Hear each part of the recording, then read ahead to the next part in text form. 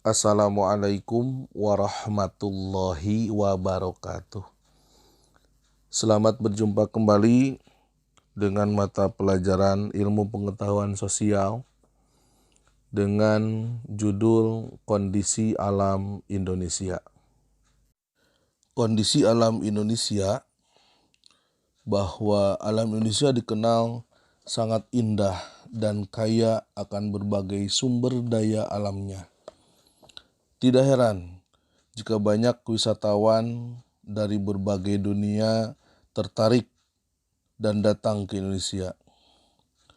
Kegiatan pariwisata berkembang di sejumlah wilayah seperti di Bali, Yogyakarta, Lombok, dan lain-lain. Keindahan alam Indonesia dapat kamu nikmati juga di wilayah tempat tinggal masing-masing. Lihatlah indahnya pemandangan yang Tuhan telah berikan pada kita semua, berupa hutan, sungai, danau, gunung, dan pegunungan yang tampak mempesona. Ingatlah, keindahan tersebut tidak semua negara memilikinya. Banyak negara yang sebagian wilayahnya hanya berupa padang pasir, hamparan lapisan es, padang rumput, dan lain-lain. Keadaan alam Indonesia dapat dikelompokkan menjadi dua bagian. Yang pertama adalah keadaan fisik wilayah, yang kedua keadaan flora dan fauna. Keadaan fisik wilayah terbagi kepada tiga. Yang pertama, kondisi geologi Indonesia. Yang kedua, bentuk muka Indonesia. Dan yang ketiga, kondisi iklim Indonesia. Selanjutnya, keadaan flora dan fauna terbagi kepada dua. Yang pertama, keragaman. Yang kedua, sebaran. Kondisi fisik wilayah Indonesia terbagi kepada tiga. Yang pertama, kondisi geologis Indonesia. Pernah kalian mendengar istilah lempeng bumi?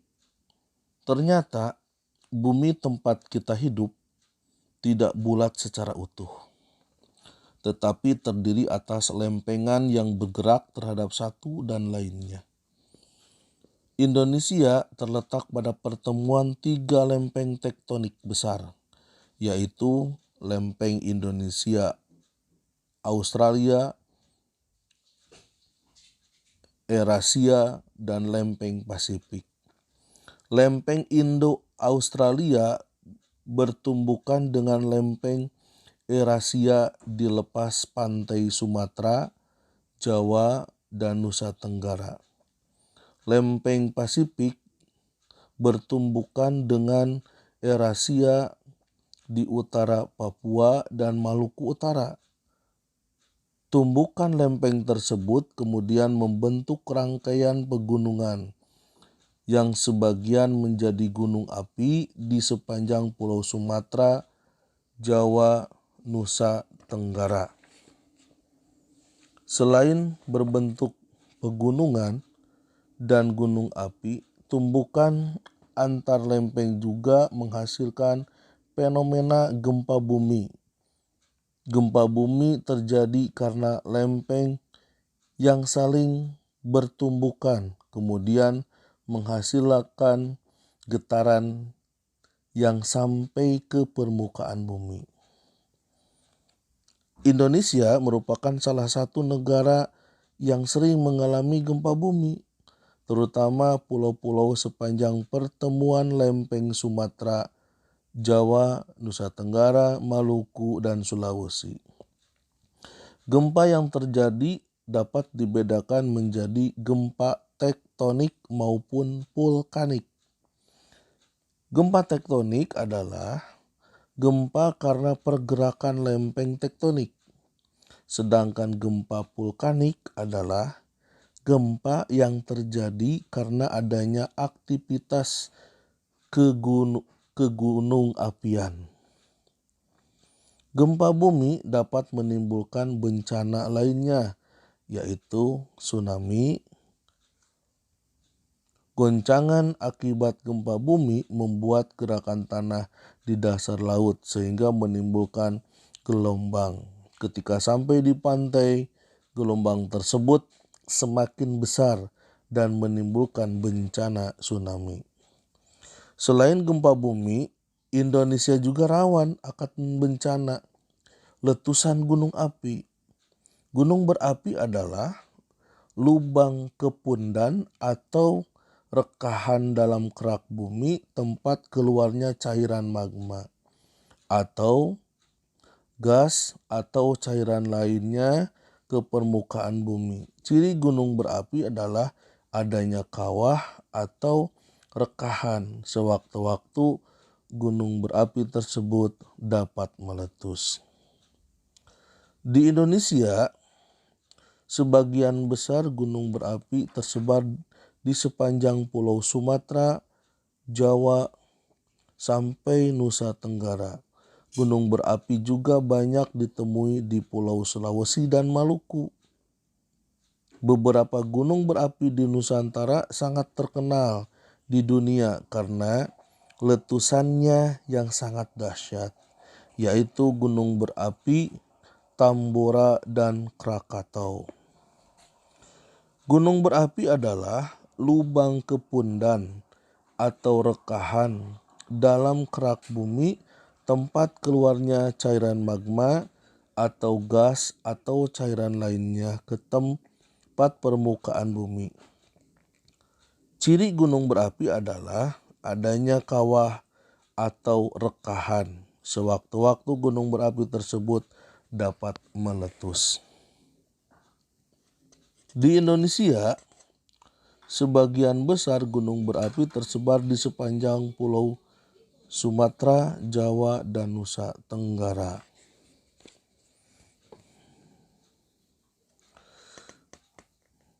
Adakah gunung atau gunung berapi di sekitar tempat tinggalmu?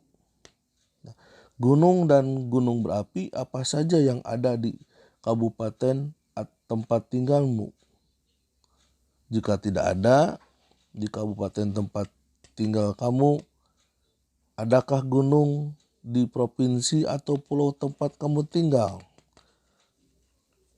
Nah, carilah informasi tentang gunung yang ada di wilayah kamu tinggal. Baiklah, yang kedua adalah bentuk muka bumi. Indonesia terdiri atas belasan ribu pulau, baik yang berukuran besar maupun yang berukuran kecil. Jumlah pulau seluruhnya mencapai 13.466 buah. Luas wilayah Indonesia mencapai 5.180.053 km persegi. Terdiri atas daratan seluas 1.922.570 km persegi dan lautan seluas 3.257.483 km persegi.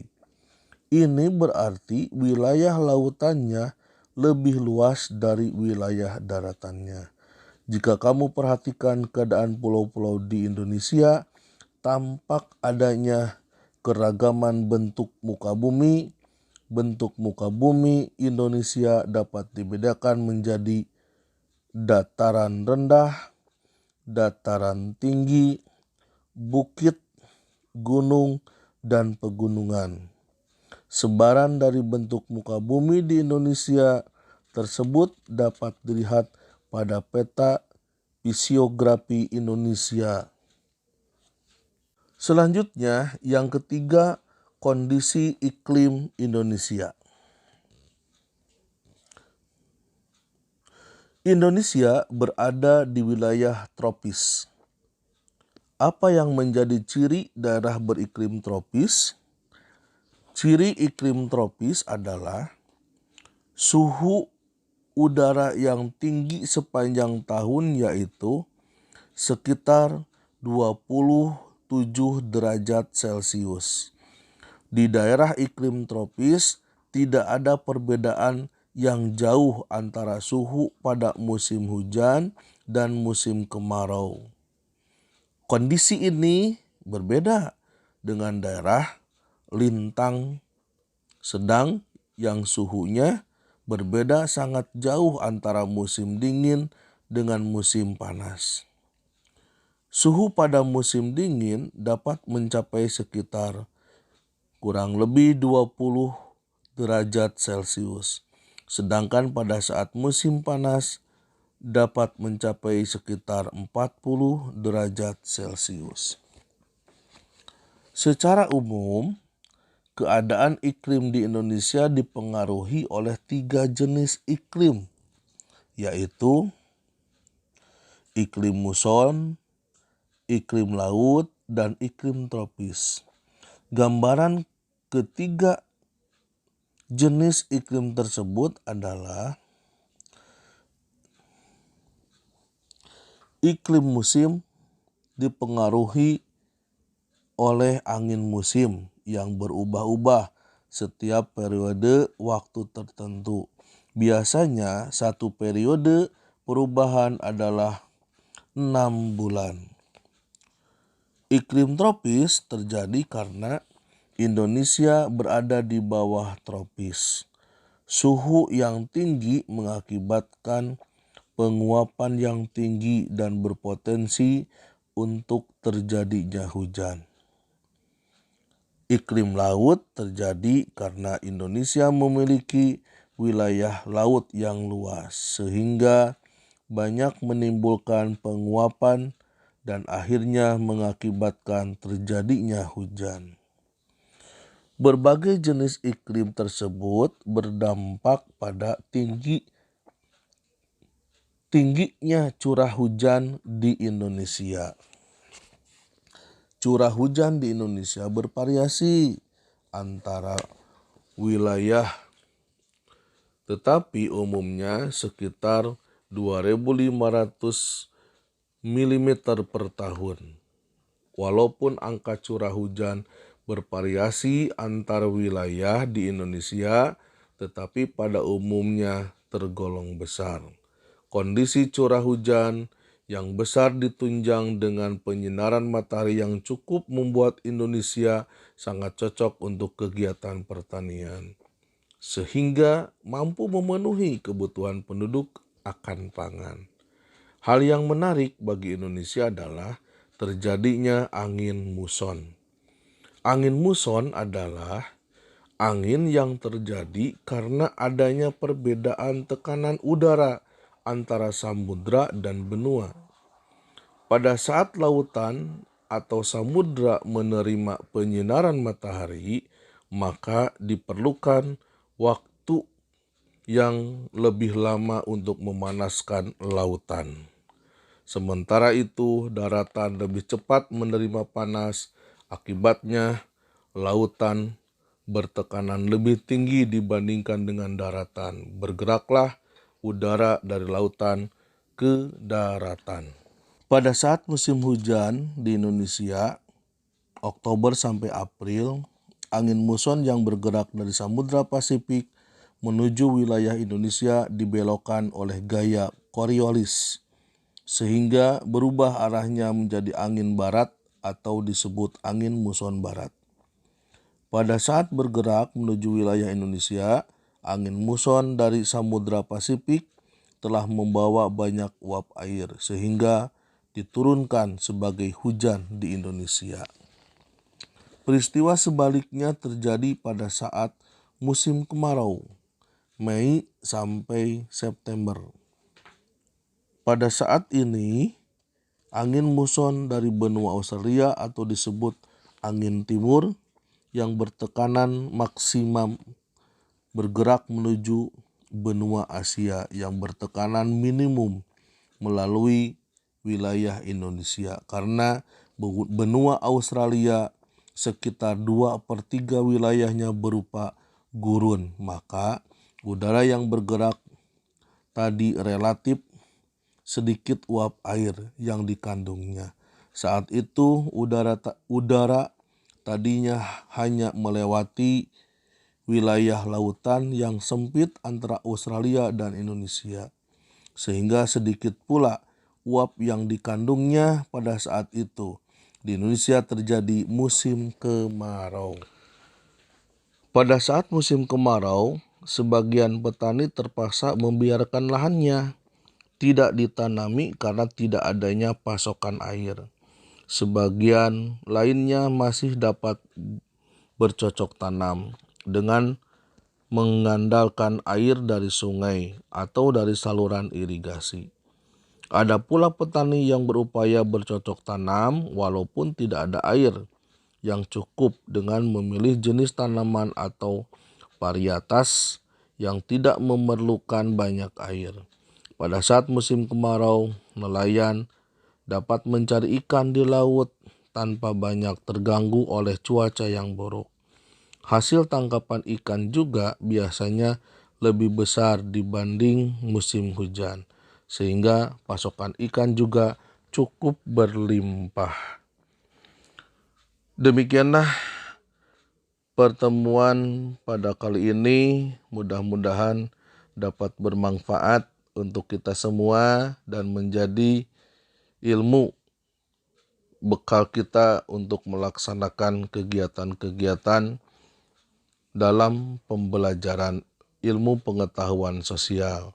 Dari kami cukupkan sekian. Wassalamualaikum warahmatullahi wabarakatuh.